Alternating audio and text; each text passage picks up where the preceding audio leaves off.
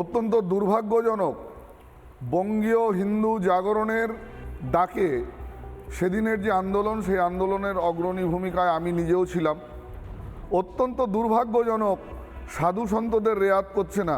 আজকে আমাদের এই সৈনিকগুলো, বিকর্ণদা আছেন এখানে, আরও সরফরাজজি আছেন, আরও আমাদের কার্যকর্তারা রয়েছে, এনারা লকআপের মধ্যে আজকে দুদিন নিরন্ন অবস্থায়। এদের দেখে মনে হয় এরা মানুষ খুন করতে পারে। আপনারা তখন নীরব থাকেন, আপনার পুলিশ তখন নিষ্ক্রিয় হয়ে যায়। যখন নাকি দ্বিতীয় সুরাবুদ্দিনের সুরে কথা বলে কলকাতাকে স্তব্ধ করে দেব, একজন বলে এই জেলায় হিন্দু 30%, মুসলমান 70%, কেটে ভাগীরথীর জলে ভাসিয়ে দেব, তখন কোথায় থাকে আপনার প্রশাসন, কোথায় থাকে আপনার বিচার ব্যবস্থা? আমরা তো সরকারের বিরুদ্ধে কোনো আন্দোলনে যাইনি। আমরা গিয়েছিলাম বাংলাদেশে সংখ্যালঘু হিন্দু দীপু দাসের ওই নির্মম পাশবিক নরকীয় মৃত্যুর উৎসব পালনের বিরুদ্ধে। বাংলাদেশের মহামান্য ডেপুটি হাই কমিশনারের কাছে আমরা বার্তা নিয়ে গিয়েছিলাম যে বাংলাদেশে একটা সংখ্যালঘু কমিশন নির্মাণ হোক এবং বাংলাদেশে যারা সংখ্যালঘু হিন্দু, বৌদ্ধ, খ্রিস্টান আছে তাদের সুরক্ষা সুনিশ্চিত করা হোক। আমরা কোনো রকম রক্তক্ষয়ী আন্দোলনে যাইনি, কোনো রকম অস্ত্রশস্ত্র নিয়ে যাইনি, কারুর গলা কাটতে যাইনি। আমরা কোনোদিন কারুকে স্লোগান দিইনি সার তনসে জুদা।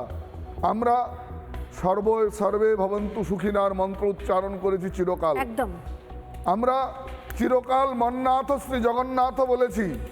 আজকে দুর্ভাগ্যজনক আমাদের এই হিন্দু জাবাদ যোদ্ধা, এরাই হচ্ছে গুরু গোবিন্দ সিংয়ের রক্ত, এই হচ্ছে স্বামী বিবেকানন্দর রক্ত, আর্য ঋষিগণের ধারক বাহক।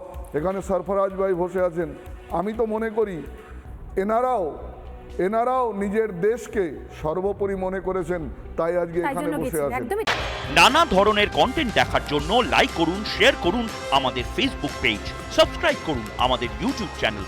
পাশাপাশি অন্যান্য ব্রেকিং নিউজের জন্য অবশ্যই চোখ রাখুন রিপাবলিক বাংলায়।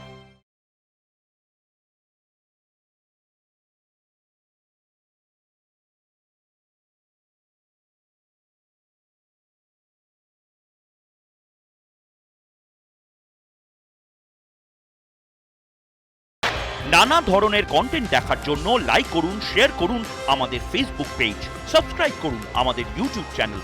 পাশাপাশি অন্যান্য ব্রেকিং নিউজের জন্য অবশ্যই চোখ রাখুন রিপাবলিক বাংলায়।